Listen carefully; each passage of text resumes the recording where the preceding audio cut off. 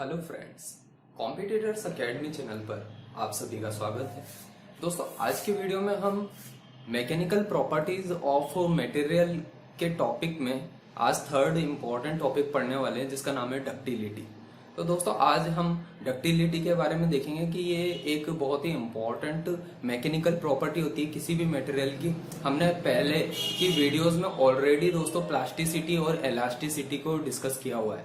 अगर आपने वो वीडियोस नहीं देखी है तो आप आई बटन पर क्लिक करके उन वीडियोस को देख सकते हो। इसके अलावा दोस्तों, स्ट्रेंथ ऑफ मटेरियल पे ऑलरेडी जो है एक प्रॉपर दोस्तों प्लेलिस्ट बनाई हुई है। अगर आपको शुरू से देखना है कि कौन सी बुक से पढ़ना है, कहाँ से पढ़ाई करनी होती है। और दोस्तों, हमारा जो कि पर्पस है कि आपको बीटेक, डिप्लोमा या गेट इंजीनियरिंग सर्विसेज एग्जाम या फिर दोस्तों जेईई स्टेट लेवल के या फिर एसएससी जेई में जो सिविल इंजीनियरिंग के लिए जो इम्पोर्टेंट होता है दोस्तों, उस पॉइंट ऑफ व्यू से जो है आपको पूरी कंप्लीट सिविल इंजीनियरिंग यहाँ पे पढ़ाई जा रही है। तो कॉम्पिटिटर्स एकेडमी चैनल को आप सब्सक्राइब तो कर लीजिए, और भविष्य में दोस्तों यहाँ पे सिविल इंजीनियरिंग से रिलेटेड कंप्लीट कंटेंट आएगा, तो इस चैनल के साथ बने रहिए, जुड़े रहिए। तो दोस्तों, आज हम बात करने वाले हैं डक्टिलिटी की प्रॉपर्टी के बारे में।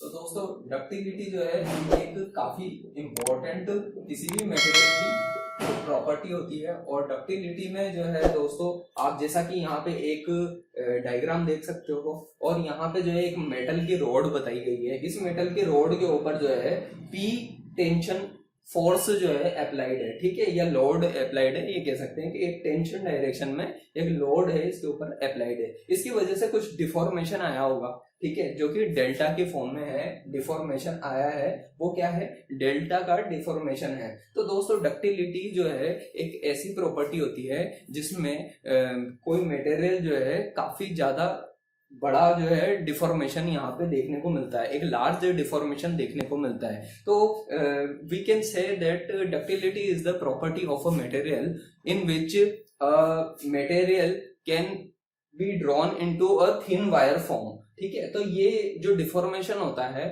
वो बिल्कुल थिन वायर की फॉर्म में कन्वर्ट हो जाता है, ठीक है। तो बिल्कुल यहाँ पे आपको ये थर्ड छोटा सा डायग्राम दिख रहा होगा कि ये जो मेटल की रोड है, इसमें जब लोड अप्लाइड किया तो इस पे जो डिफॉर्मेशन डेल्टा आया। अब ये लोड अगर कंटिन्यूअसली लगता रहेगा और ये मटेरियल काफी अच्छी डक्टाइल मटेरियल है, तो फिर उस केस में ये बिल्कुल थिन वायर की जैसी फॉर्म में कन्वर्ट हो जाती है।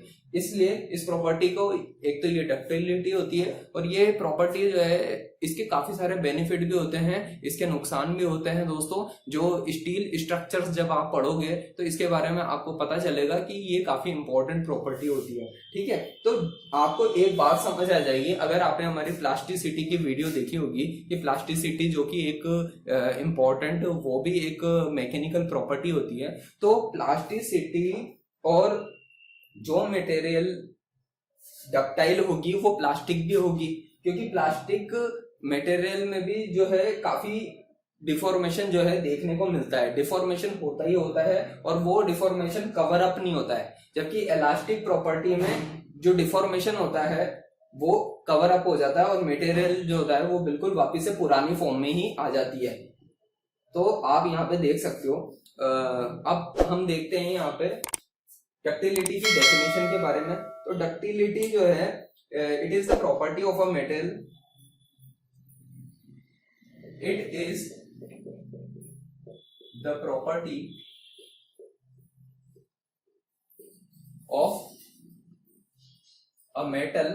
मेटल और मटेरियल भी कह सकते हो आप, यहाँ पे मटेरियल भी कह सकते हो आप।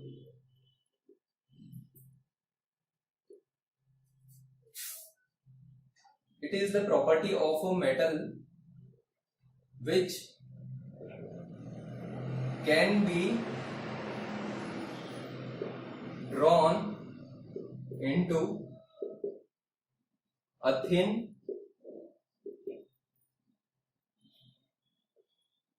wire form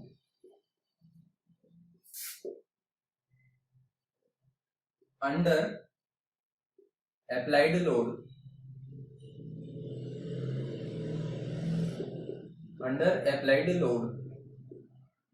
ठीक है। through the process of tensioning. तो यहाँ पे ये डेफिनेशन बिल्कुल क्लियर कर देती है कि जब भी टेंशनिंग अप्लाई की जाती है तो जब जो भी मेटल की रोड होती है, ये अगर एक मेटल की रोड है तो ये बिल्कुल थिन वायर फॉर्म में कन्वर्ट हो जाती है। इसी प्रॉपर्टी को डक्टिलिटी कहते हैं। अब देखो यहाँ पे क्या है कि डिफरेंशिएट करने वाली बात है। एक जैसे डक्टिलिटी एक प्रॉपर्टी है किसी मटेरियल की, उसी तरह से इसकी एक ऑपोजिट प्रॉपर्टी होती है दोस्तों।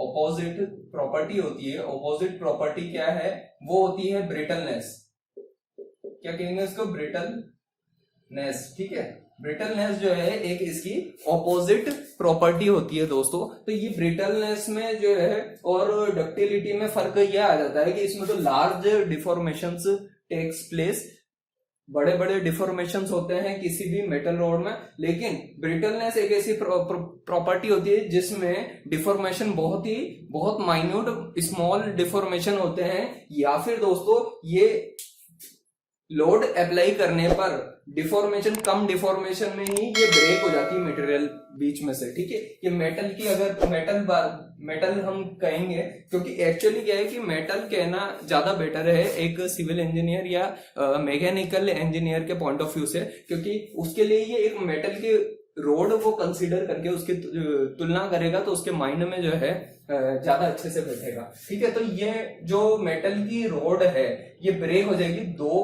पार्ट्स में। ठीक है, अंडर ब्रिटलनेस। ठीक है, तो इसका मतलब यहाँ पे जो डिफॉर्मेशंस हैं वो बहुत ही स्मॉल होंगे। ठीक है, तो दोस्तों यहाँ पे बताया गया है कि अगर कोई मेटल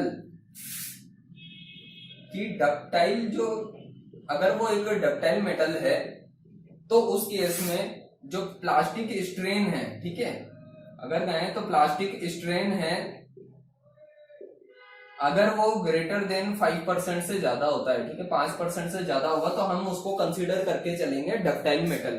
ठीक है, डक्टाइल मेटल तब कहेंगे जब वो ग्रेटर देन 5% होगा। ठीक है, डिफॉर्मेशन जब भी उसका डिफॉर्मेशन कह लो या प्लास्टिक स्ट्रेन कह लो, क्योंकि स्ट्रेन भी जो होता है वो डेल्टा अपॉन एल के बराबर होता है।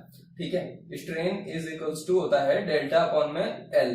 ठीक है, तो ये इसका फॉर्मूला होता है। ठीक है, तो डेल्टा बोल लो या स्ट्रेन बोल लो। ठीक है, तो अगर प्लास्टिक स्ट्रेन ग्रेटर देन 5% है तो वो मेटल एक डक्टाइल मेटल होगा, और अगर plastic strain is less than 5% है तो उस केस में क्या होगा? डक्टाइल की बजाय हम कहेंगे कि ये एक ब्रिटल मेटल है। ब्रिटल मेटल है। ठीक है, ब्रिटल मेटल है और ये प्रॉपर्टी को शो करेगा, ब्रिटलनेस की प्रॉपर्टी को शो करेगा। नेक्स्ट वीडियो में जो है आपको ब्रिटलनेस के बारे में भी मैं बताऊंगा, और इसके अलावा अभी इस वीडियो में दोस्तों अभी और भी कई चीजें हैं। एक्चुअली जैसा अब हमने देख लिया डक्टिलिटी क्या प्रॉपर्टी है, लेकिन हमको ये भी पता होना चाहिए कि भाई डक्टाइल कौन कौन सी मेटल्स ऐसी हैं जो कि ये प्रॉपर्टी शो करती है। ठीक है, तो कुछ मैं एग्जांपल्स देना चाहूंगा आपको, तो इन एग्जांपल्स को आप लिखें, नोट डाउन करें आप इन एग्जांपल्स को। ठीक है, तो हम देखते हैं स्टील की रोड देखते हैं। स्टील की रोड जो है काफी अच्छा एग्जांपल है। ठीक है, डक्टाइल मेटल्स का। ठीक है, इसके अलावा एल्यूमिनियम की बात कर सकते हैं हम, गोल्ड की बात कर सकते हैं हम। ठीक है, एजी की बात कर सकते हैं। एजी मतलब होता है दोस्तों सिल्वर। ठीक है, सिल्वर की बात कर सकते हैं हम। और इसके अलावा देखें हम तो दोस्तों कॉपर और लेड की भी बात की जा सकती है। कॉपर और लेड की भी बात की जा सकती है। ये भी कुछ ऐसी मेटल्स होती है, ये भी कुछ ऐसी मेटल्स हैं। ठीक है, ये सब जो कि अच्छी डक्टाइल प्रॉपर्टी को शो करती है। ठीक है, तो कभी तो आपके एग्जाम में आ सकता है इनमें से क्वेश्चन, और पूछा जा सकता है कि कौन कौन सी जो है मेटल्स आपको डक्टाइल प्रॉपर्टीज को शो करती है। ठीक है, तो एक ये बात आपको समझ में आ रही होगी अब तक। ठीक है, एक और बात मैं बताता हूँ, एक और इम्पोर्टेंट पॉइंट है दोस्तों, और वो ये है कि भाई जो डक्टाइल मेटल होता है ना, तो वो डक्टिलिटी अगर किसी भी मटेरियल की डक्टाइल प्रॉपर्टी अगर बढ़ रही होती है ना, तो साथ साथ प्लास्टिसिटी भी उसकी बहुत ज्यादा बढ़ती जाती है।